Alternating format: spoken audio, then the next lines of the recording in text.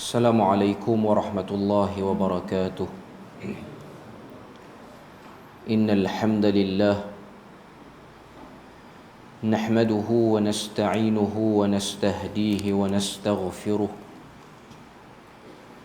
ونعوذ بالله من شرور أنفسنا ومن سيئات أعمالنا. من يهده الله فلا مضل له ومن يضلله فلا هادي له. أشهد أن لا إله إلا الله وحده لا شريك له وأشهد أن محمدا عبده ورسوله. يا أيها الذين آمنوا اتقوا الله وقولوا قولا سديدا يصلح لكم أعمالكم ويغفر لكم ذنوبكم ومن يطع الله ورسوله فقد فاز فوزا عظيما. الحمد لله الذي بنعمته تتم الصالحات. ربنا آتنا من لدنك رحمة وهيئ لنا من أمرنا رشدا. اللهم آت نفسي تقواها وزكيها وأنت خير من زكاها أنت وليها ومولاها. أما بعد. الحمد لله, syukur pada Allah Azza wa Jal kerana dengan rahmat dan juga limpah kurnia yang Allah Ta'ala berikan dapat kita bersama pada pagi ini, menyambung perbahasan daripada 30 teknik tepat tadabbur Al-Quran. Kita masih lagi pada 15 teknik tadabbur bagi peringkat pertengahan. Perbahasan kita yang terakhir, muka surat 108, di bawah teknik yang ke-6, memahami konsep mukjizat Al-Quran. Jadi kita tengok muka surat 108, apa yang disebutkan oleh penulis hafizahullah ta'ala berkenaan perincian bagi teknik yang ke-6. Dia sebut mukjizat ialah memperlihatkan kebenaran Nabi sallallahu alaihi wasallam atas pengakuan kerasulannya dengan cara membuktikan kelemahan orang Arab dan generasi sesudahnya untuk menandingi kemukjizatan Al-Quran. Ta'rif bagi mukjizat ni, definisi mukjizat ni disebutkan oleh Dr. Manna' Al-Qattan dalam kitab dia Mabahith fi Ulumil Quran. Dari segi bahasa, mukjizat ni mari pada perkataan ajaza, iaitu bermaksud lemah. Jadi kita boleh faham mukjizat ni lah apa saja benda yang melemahkan pihak lawan wahyu tu. Penentang wahyu bila mana diberikan mukjizat, diperlihatkan pada mereka mukjizat, mereka akan terdiam, tak boleh kata apa. Sebab memang sifat mukjizat itu ialah melemahkan. Jadi dalam buku kita ni, muka surat yang ke-109, dia ada letakkan beberapa aspek kemukjizatan Al-Quran yang boleh dilihat seperti berikut. Pertama, kita kena tahu mukjizat ni ada dua kategori asas. Kategori yang pertama ataupun jenis pertama dia sebut dengan mukjizat hissi, dengan makna mukjizat yang boleh dilihat dengan panca indera. Hissi itu maksudnya yang boleh dicerap dengan panca indera kita. Kita boleh tengok, kita boleh rasa, kita boleh pegang dengan tangan. Tapi semua mukjizat-mukjizat ni sudah pun hilang bagi kita umat akhir zaman. Antara mukjizat-mukjizat tersebut ialah peristiwa terbelahnya bulan. Manusia yang hidup pada zaman itu boleh melihat dengan mata mereka bagaimana bulan itu terbelah. Dengan izin daripada Allah Ta'ala, Nabi menunjukkan jari Nabi kepada bulan dan akhirnya bulan itu terbelah dan dibawa ke satu bahagian lagi ditolak ke bahagian seterusnya, maknanya di kiri dan kanan. Catatan tentang terbelahnya bulan itu disebut dalam Al-Quran, sehingga Allah Ta'ala sebut iqtarabatis sa'atu wan syaqqal qamar, telah hampirnya dengan kiamat dan terbelahnya bulan. Itu catatan dalam Al-Quran. Tapi kalau kita tengok peristiwa terbelahnya bulan ini juga tercatat dalam catatan kerajaan-kerajaan besar yang sezaman dengan Nabi. Ahli sejarah menunjukkan kepada kita bahawasanya ada catatan daripada kerajaan di timur dan barat yang melihat peristiwa terbelahnya bulan. Sebab tu kalau kita tengok antara catatan yang disebutkan dalam sejarah ialah bagaimana raja bagi satu kerajaan di benua kecil India ni, namanya ialah Malabar. Kita mungkin pernah dengar sebahagian daripada etnik Malabar ni berhijrah ke Malaysia, ataupun lebih dikenali dengan Malibar. Di Perlis ni pun ada kedai roti canai Malabar tu. Itu salah satu daripada pecahan fraction dia lah tu. Okay. Raja Malabar pada waktu berlakunya peristiwa belah bulan itu, dia tengok daripada tingkap istana dia. Lalu dia tanya kepada orang cerdik pandai di negara dia tu, ataupun dalam kerajaan dia, apa peristiwa yang sedang berlaku ni. Maka dia orang pun rujuk, tengok, tilik beberapa manuskrip yang ada. Sebahagian daripada mereka beritahu itu ialah satu kebesaran ataupun benda ajaib yang berlaku di wilayah Hijaz, iaitu di semenanjung tanah Arab. Sehinggalah Raja Malabar ini ambil keputusan pergi berjumpa dengan Rasulullah, buat rombongan ke Hijaz. Dalam arti kata lain, pergi ke Mekah. Dia orang ni ialah keturunan India lah, India Malabar. Akhirnya dia orang pergi berjumpa dengan Nabi. Ringkas ceritanya, dia orang masuk Islam. Raja Malabar tu pun masuk Islam. Dan dalam perjalanan balik, dia meninggal, belum sampai ke kampung dia ataupun ke negeri dia tu di Malabar. Waktu dia jumpa Nabi, dia hadiahkan kepada Nabi ni halia daripada India yang disebut dengan nama Zanjabil Hindi. Halia daripada India. Sebab tu orang-orang Malabar, mereka claim mereka antara kelompok yang awal memeluk Islam berdasarkan riwayat tu. Tapi riwayat tu di sisi ahli hadis dipertikaikan kebenaran dia. Di sisi ahli sejarah dia orang terimalah, sebab memang disiplin ahli sejarah lebih longgar berbanding disiplin ahli hadis. Saya pernah tanya kepada Dr. Abu Laith Al-Khair Abadi, pensyarah di UIA, yang mana dia ni memang berasal daripada kumpulan itu. Khair Abadi Malibari ni ialah kelompok yang sama. Termasuk jugalah Palikat. Ni nama-nama kampung dia orang. Kalau tuan-tuan tahu, kita orang Melayu kan pakai kain plekat kan. Kain plekat ni berasal daripada satu kampung di Malabar, nama dia Palakat ataupun Palikat. Kain plekat tu asal dari situlah. Nama kain plekat tu. Mai pada satu kampung di India, nama dia Palakat, Palikat, boleh sebutlah semua. Okey. Dia kata riwayat tentang Islamnya Raja Malabar dipertikaikan oleh banyak ahli hadis. Dia sendiri tak terimalah benda tu. Dia percaya terimanya Islam oleh orang-orang di benua India ni ialah daripada usaha dakwah yang dilakukan oleh para sahabat, bukan daripada peristiwa belah bulan itu. Itu pandangan dia lah. Termasuk jugalah ada satu maharaja di China pada dinasti apa saya tak pasti. Dia pun ada buat catatan macam batu bersurat. Maknanya pentingnya peristiwa tu, dia ada buat catatan tentang berlakunya peristiwa belah bulan. Maknanya peristiwa belah bulan itu dirakamkan oleh kebanyakan raja-raja yang ada pada zaman itu, termasuklah Rom dan Parsi pun. Cuma kita akhir zaman memang kita tak boleh tengok lah.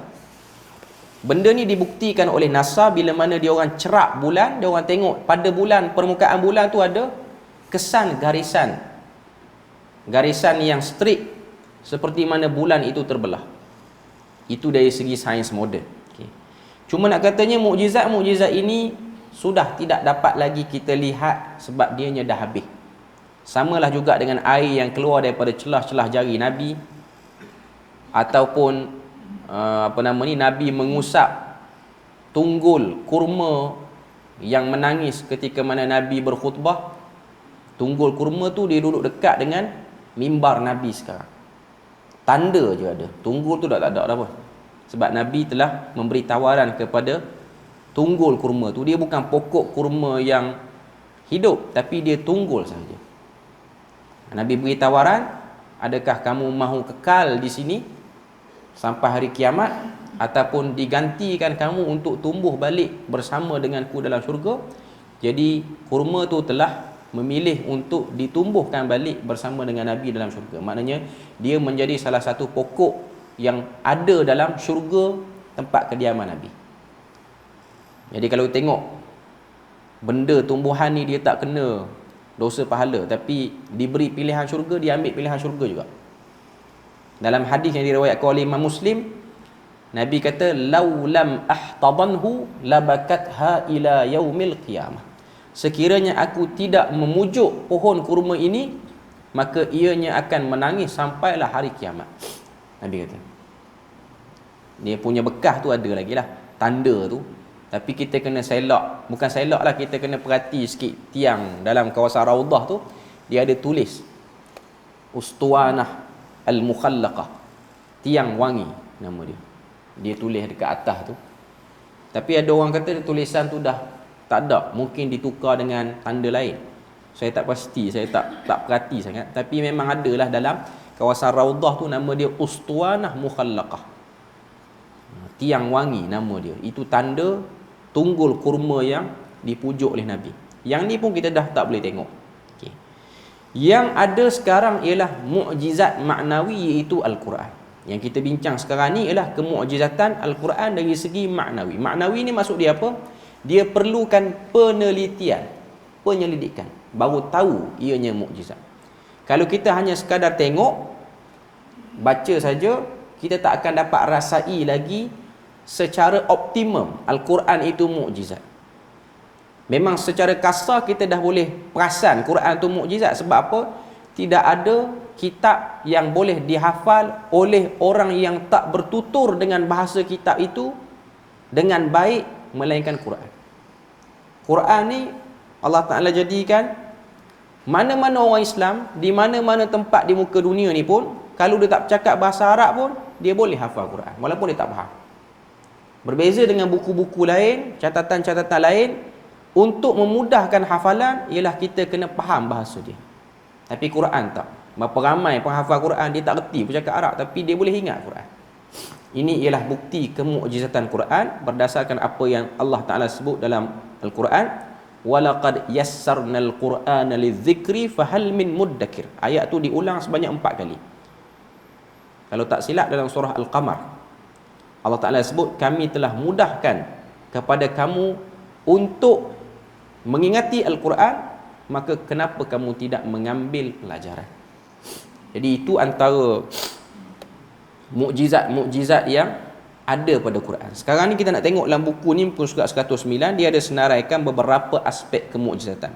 Yang pertama dia sebut, A tu susunannya yang indah dan berbeza dengan karangan-karangan yang ada dalam bahasa Arab. Yang ni untuk kita orang ajam yang tak bercakap dengan bahasa Arab ni, memang memerlukan sedikit usaha, iaitu belajar bahasa Arab untuk kita nampak indahnya Quran tu di mana. Dan kalau kita belajar secara asas, setakat kita kenal beberapa perkataan-perkataan mudah, lepas tu kenal secara asas isim, fa'il, haraf, lepas pada tu tahulah hukum-hukum dalam nahwu ni, marfu', mansub, majrur dan majzum, masih lagi belum cukup untuk mengenal pasti keagungan bahasa Al-Quran. Dia kena ada satu pelengkap kepada ilmu tu, ialah ilmu balaghah. Sebab untuk merasakan kehebatan Quran ni memang kena belajar ilmu balaghah walaupun sikit. Ilmu balaghah tu terbahagi kepada tiga pembahagian asas. Ilmu badi', ilmu ma'ani dan juga ilmu bayan. Baru kita akan tengok, bila mana kita dah masuk kepada perbahasan itu, dah belajar benda tu, kita akan nampak kenapa dipilih perkataan ini menjadi ayat Al-Quran. Kita akan perasan. Baru dia akan senang sikit lah. Kalau tak ada asas ni, dia boleh, tapi dia agak lambat sikit. Dia kurang makan sikit lah. Okay. B dia sebut adanya uslub, gaya bahasa yang berbeza dengan uslub bahasa Arab. Yang ni pun pecahan daripada ilmu sastra Arab. bagaimana Al-Quran menggunakan perkataan, susunan perkataan, dari segi huruf jarnya, dari segi penggunaan fi'il tertentu dalam Al-Quran, dari segi am dan khasnya. Ini dia panggil uslubul Quran ni, uslub daripada Quran ni, gaya bahasa Quran memang berbeza. Dan kalau kita buat kajian dan kita tengok, kita akan nampak hikmah-hikmah yang tersembunyi. Dia sebut situ, sifat keagungan Al-Quran yang tidak memungkinkan seseorang untuk mendatangkan yang serupa dengannya. Lemahnya manusia tak boleh datangkan apa-apa saja yang sebanding dengan Al-Quran. Sebab tu Allah Ta'ala mencabar dalam banyak tempat dalam Al-Quran. Cabaran kepada musyrikin Mekah, cabaran kepada penentang wahyu untuk bawa ayat sebanding, sama, hampir sama dengan Al-Quran. Beberapa kali cabaran tu ada. At-tahaddi dia panggil. Cabaran untuk mereka satu ayat yang hampir sama dengan Al-Quran. Cubaan musyrikin Mekah tak berjaya. Apatah lagi cubaan pada zaman moden ni. Sebab kalau kita tengok masyarakat Arab pada zaman Nabi, pertuturan dia orang lebih bersih berbanding pertuturan masyarakat Arab sekarang. Bersih dari segi penggunaan perkataan yang tepat. Macam Arab sekarang dia dah banyak guna perkataan yang hasil asimilasi dengan bangsa-bangsa yang duduk dengan mereka. Contoh bahasa Arab yang dipertuturkan di Mesir, dia mengalami asimilasi dengan bahasa Mesir kuno dulu. Pertuturan yang dipertuturkan oleh orang-orang Arab di Syria, di Jordan, di Palestin pun mengalami asimilasi dengan bahasa yang dipertuturkan oleh Rom. Bahasa yang dipertuturkan oleh orang Rom dulu. Begitu juga negara-negara yang duduk di belah barat, yang mereka ni bercakap dengan bahasa Arab, tapi bahasa Arab mereka terpengaruh dengan bangsa-bangsa yang menjadi penduduk peribumi situ, antaranya bangsa Barbar, dan juga kesan penjajahan kuasa asing, antaranya ialah Perancis. Sebab tu kalau kita tengok bahasa Arab yang dipertuturkan oleh orang-orang di Maghribi, di Libya, di Tunisia, di Jazair, Algeria ni, bahasa Arab mereka jauh berbeza dengan pertuturan orang-orang Arab di Gulf, di negara Teluk ni, di Arab Saudi, di UAE, di Qatar, di Kuwait ni. Jadi pada zaman Nabi ni, mereka yang bertutur pada zaman itu, bahasa dia orang lebih asli berbanding Arab sekarang. Jadi kalau Arab dulu pun tak boleh datangkan ayat Al-Quran yang sebanding untuk dia orang reka, maka yang sekarang lebih-lebih lagi tak boleh datangkan. Seterusnya dia sebut situ, bentuk undang-undang di dalamnya sangat terperinci dan sempurna melebihi undang-undang buatan manusia. Dustur, perlembagaan yang ada dalam Al-Quran tu, dari segi munakahat, muamalat dan jinayah, pengstrukturan hukum hakam yang ada di dalam tu, kalau dibuat kajian, kita akan tengok kenapa dan munasabahnya hukuman itu. Kalau hukuman jinayah lah, kalau susun atur munakahat pun, kita akan nampak tepatnya hukuman itu diletakkan. Yang ni dia perlukan kepada pendedahan yang lebih terperinci lagi. Ni kita baca surface je ni. Dia sebut mengkhabarkan perkara-perkara gaib yang tidak dapat diketahui kecuali melalui wahyu.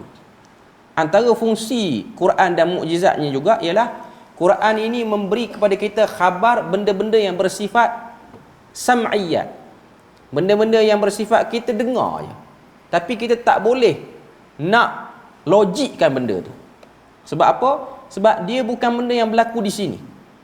Contoh, perkhabaran-perkhabaran tentang syurga dan neraka, perkhabaran tentang azab kubur, yang ni semua memerlukan kepada dalil-dalil daripada Al-Quran, termasuk perkhabaran tentang zat Tuhan.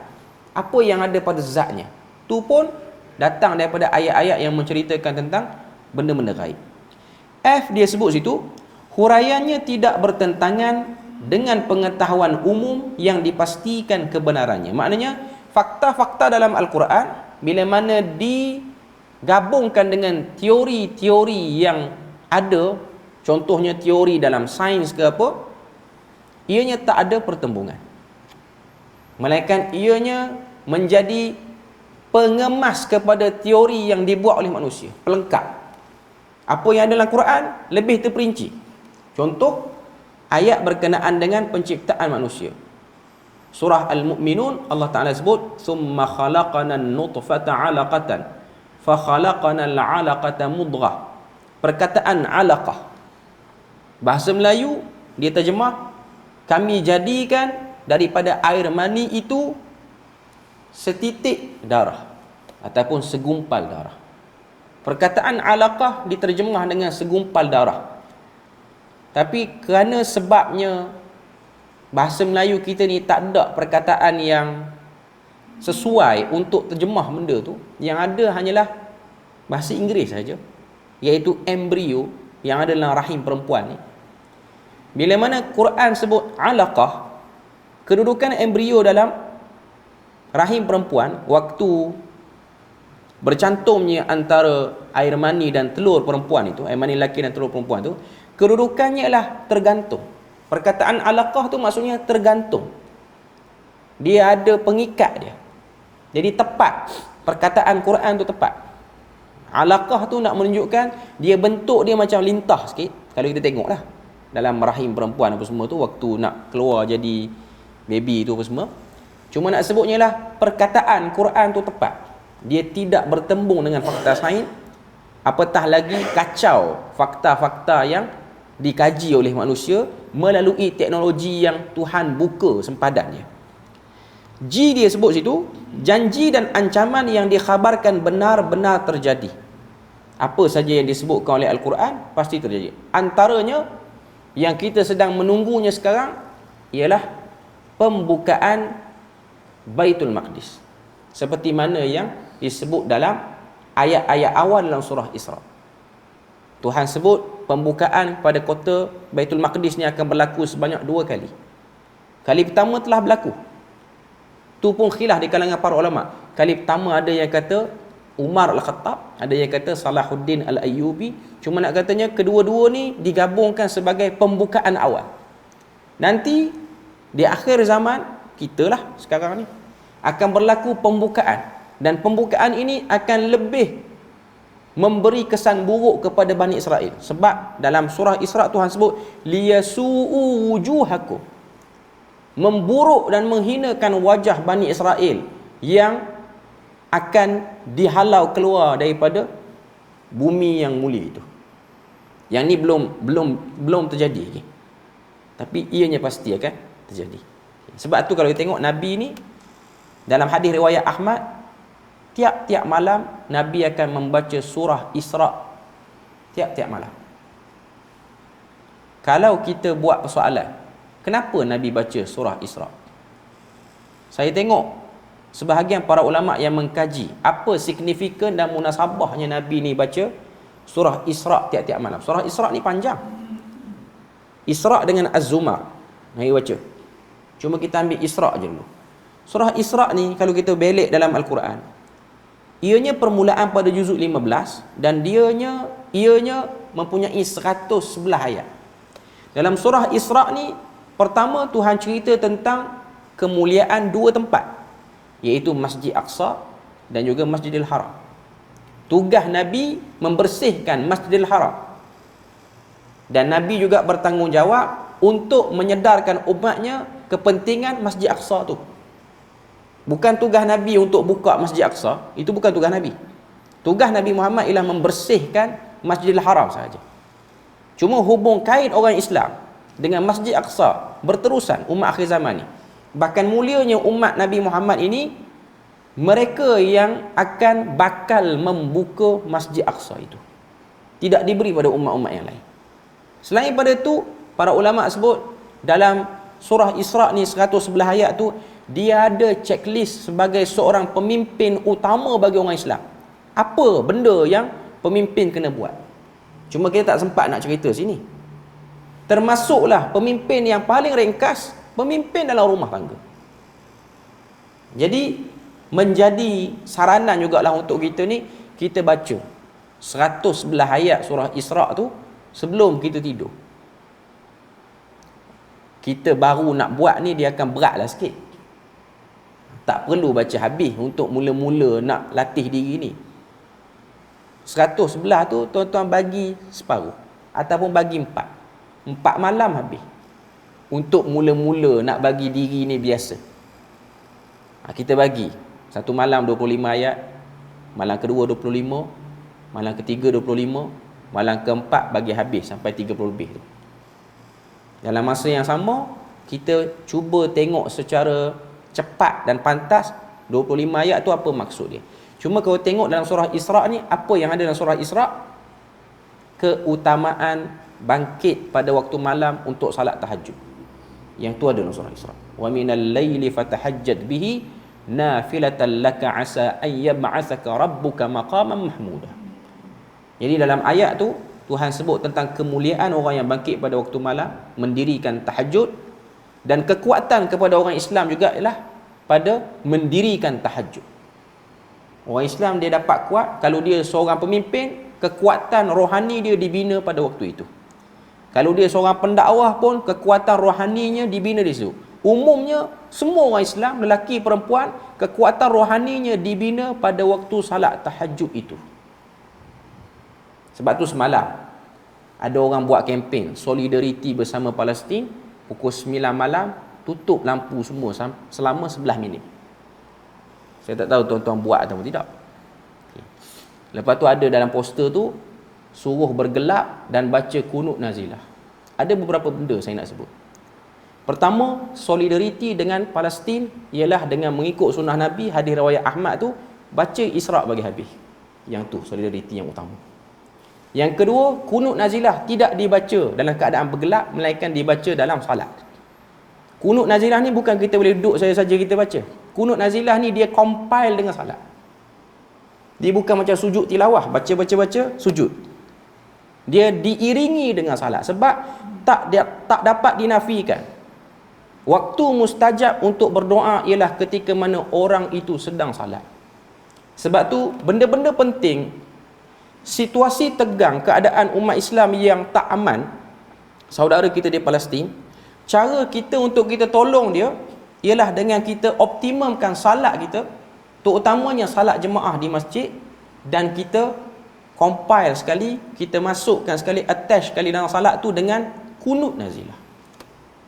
Sebab tu kunut nazilah ni dibuat pada setiap waktu. Dibuat pada setiap waktu. Bukan kunut pada subuh semata-mata, tapi setiap waktu. Nak sebut pada kita bahawa situasi ini penting. Solidariti yang sebenar ialah ramai-ramai datang masjid, salat jemaah, menyertai imam membaca kunut nazilah. Tak perlu bergelap selama 11 minit tu. Saya taklah kata benda tu salah, tapi dia bukan keutamaan. Dia bukan keutamaan. Dia bukan benda yang memberi apa-apa kesan pun. Sebab yang boleh membantu saudara kita di sana, yang menguatkan semangat dia untuk terus bertahan, untuk terus berjuang, mempertahankan hak mereka ialah doa kita. Yang tu ada. Adapun kita duduk bergelap, jimatlah elektrik kita 11 minit tu. Tak ada lah yang lain. Ada orang sebab dia nak feeling, sebab sana kan tak ada elektrik juga. Okay. Tapi sebenarnya mereka memerlukan doa. Mereka tak perlu kita tutup lampu. Mereka perlu kita bangkit malam, berdoa pada Allah Ta'ala, kita salat jemaah, berdoa berkunut nazilah bersama muslimin yang lain untuk keamanan dan kesejahteraan mereka. Jadi benda tu penting untuk kita faham. Jadi tak payah duk buatlah solidariti macam tu. Solidariti yang benar ialah berdoa kepada saudara kita tanpa henti. Okay. Seterusnya kita tengok H mengandungi ilmu-ilmu pengetahuan. Yang ni maklumlah, memang Quran ni mengandungi ilmu pengetahuan pun. Ianya sumber kepada ilmu pengetahuan, bahkan sumber kepada hidayah. I dia sebut situ memenuhi segala keperluan manusia. Keperluan di sini apa dia? Keperluan emosi dan rohani. Sebab tu dalam Quran ni dua perkara yang disifatkan dengan syifa'ul lima fis sudur, penawar kepada apa yang ada dalam dada manusia. Pertama Quran, yang kedua madu. Yang Tuhan sifatkan dengan penyembuh ni. Madu penyembuh kepada penyakit fizikal, Quran penyembuh kepada penyakit dalaman kita, penyakit kata apa, dalam diri kita ni, rohani kita. Dua benda ya dalam Quran yang disifatkan sebagai syifa, madu dan Quran. Itu sahaja. Jadi bila mana kita tengok memenuhi segala keperluan manusia ni, itulah hakikatnya. Cuma Quran ni perlu dibaca pada waktu yang tepat. Antaranya ialah pada waktu salat tahajud tu lah. Kita boleh buka Quran. Orang yang ada duit, dia boleh beli Quran besar, dia letak atas rehal kat depan, atas stand dekat depan, dia salat dalam keadaan dia tengok Quran tu pada waktu malam. Ambil lah satu rakaat, satu muka surat ke. Tak payah buat banyak, tak payah buat sampai 11 kalau itu tak biasa. Buat dua rakaat pun dah cukup untuk konsisten benda tu. Okay. J yang terakhir, berpengaruh bagi hati yang mengikutinya dan orang-orang yang memusuhinya. Memang tak dinafikan Al-Quran ini mempunyai pengaruh dari segi getaran gelombang penyebutan kalimah tu pun sendiri. Tak faham makna, tapi rasa seronok, rasa ada benda yang berbeza waktu kita dengar Quran, alunan Quran. Tambah-tambah lagi kalau alunan itu dialunkan dengan baik, seperti mana yang Quran suruh, warattilil Qur'ana tartila. Bacalah Al-Quran itu dengan tartil, iaitu dengan cermat, tak tergesa-gesa, tenang bacaannya, jelas sebutannya, tepat pengeluaran hurufnya. Maka kita akan nampak kesan Al-Quran tu kepada diri. Itu mukjizat Okay. Kemudian dia sebut yang ketujuh, memahami konsep qasas, iaitu kisah-kisah di dalam Al-Quran. Qasas bermaksud suatu karangan kesusasteraan mengenai peristiwa yang terjadi ke atas seseorang pelaku yang sebenarnya ada, yang sebenarnya tidak ada, atau daripada seseorang pelaku yang benar-benar ada, tetapi peristiwa yang berkisar itu benar-benar terjadi pada diri pelaku.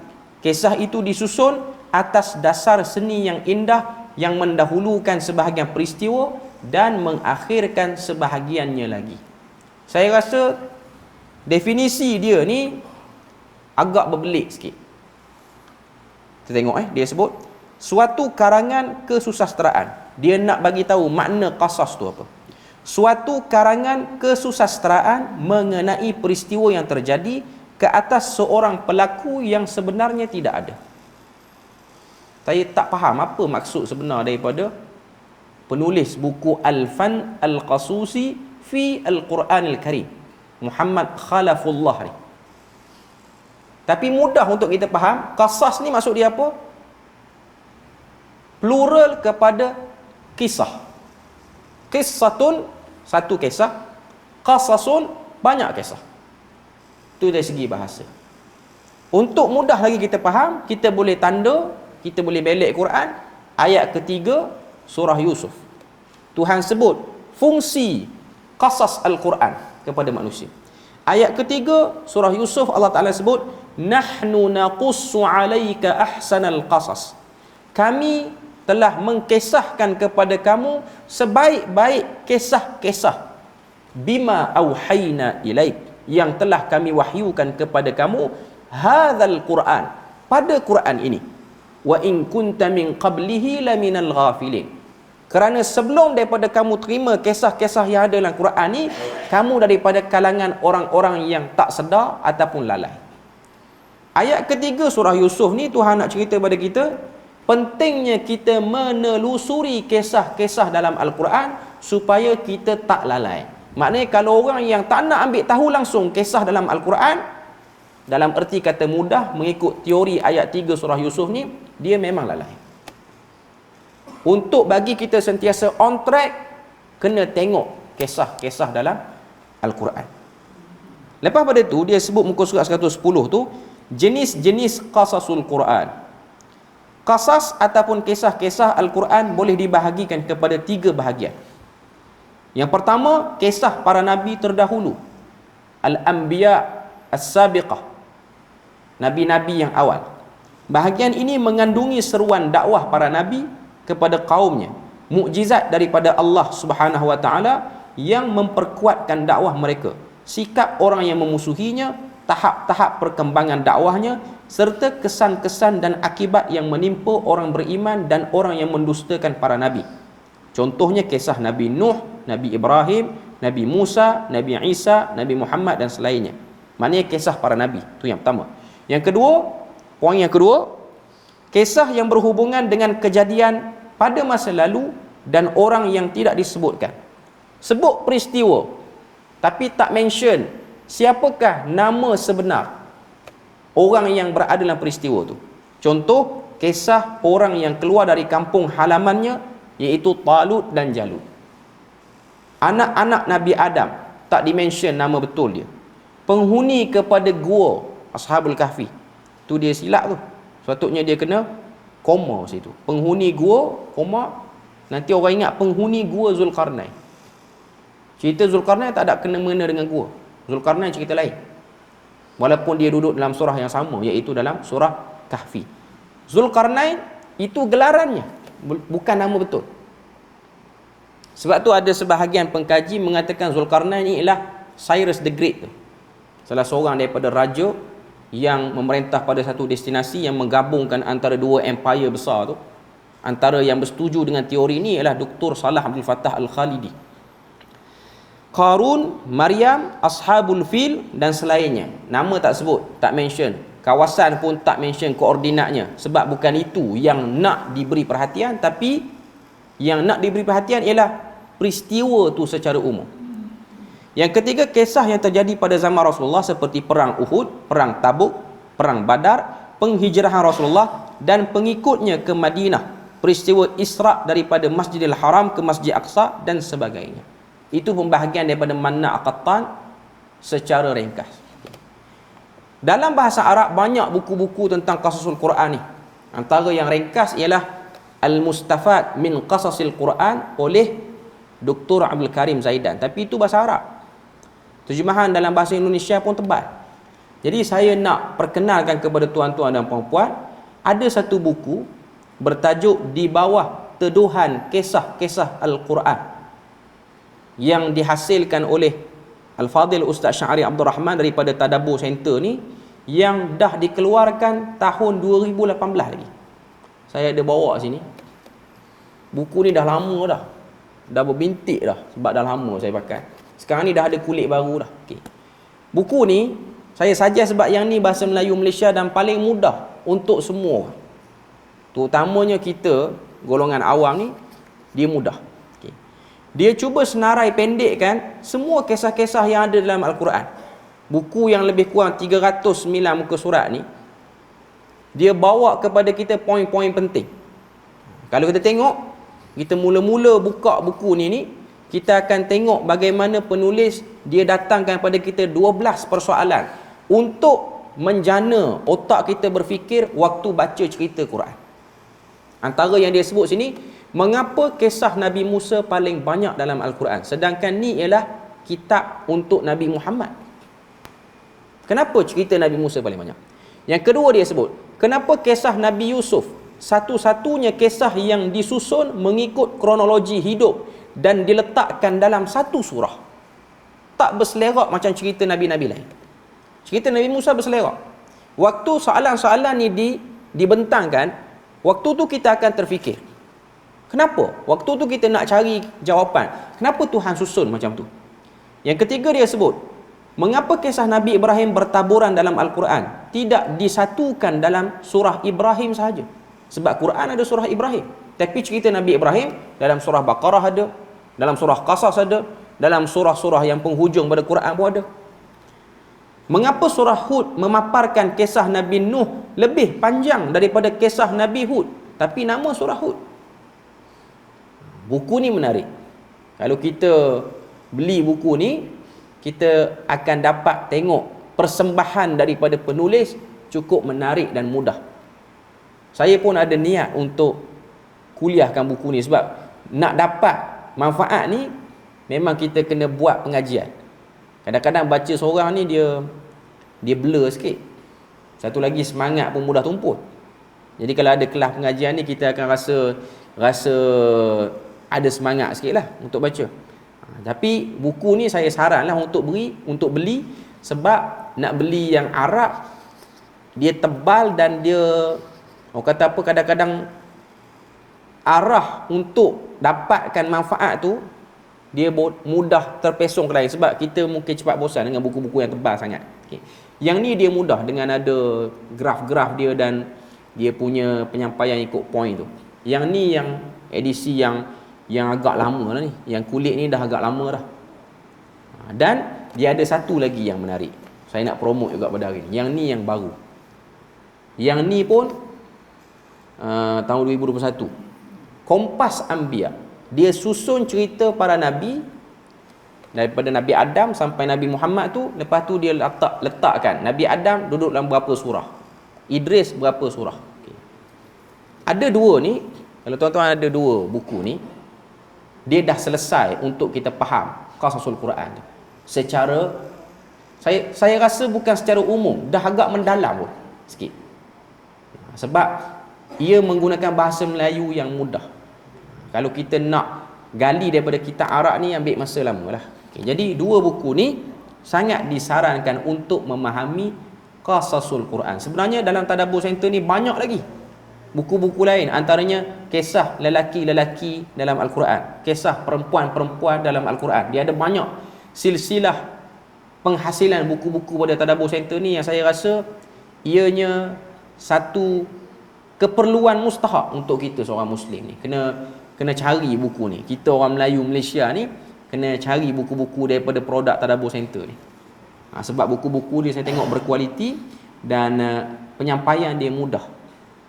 Buku dia pun tak membosankan. Jadi untuk pembahagian yang dia sebut pada muka surat 111 tu, dia ada letak surah Baqarah, ada cerita Nabi apa, sampailah kepada surah Mu'minun. Dia tak compile semualah. Okay. Tapi saya tak nak baca semua. Yang tu kita boleh tengok sendiri. Saya rasa berpada dengan saya suggest dua buku ni lah untuk kita nampak. Nanti kalau dah ada buku ni, kalau kita nak buat kuliah pun menarik jugalah buku ni, supaya dia lebih, orang kata apa, lebih terperinci perbahasan dia. Okay. Jadi saya rasa kita berpada situ je untuk pagi ni. Kita berhenti pada muka surat 111, ataupun kita akan sambung nanti terus kepada poin yang ke-8 lah, muka surat 115 tu, memahami konsep amsal, iaitu perumpamaan dan perbandingan dalam Al-Quran. Kita berpada situ je untuk pagi ini. Moga Allah Ta'ala beri rahmat dan berkat. Subhanakallahumma wa bihamdik, asyhadu an la ilaha illa anta wa astaghfiruka wa atubu ilaik. Wassalamualaikum warahmatullahi wabarakatuh.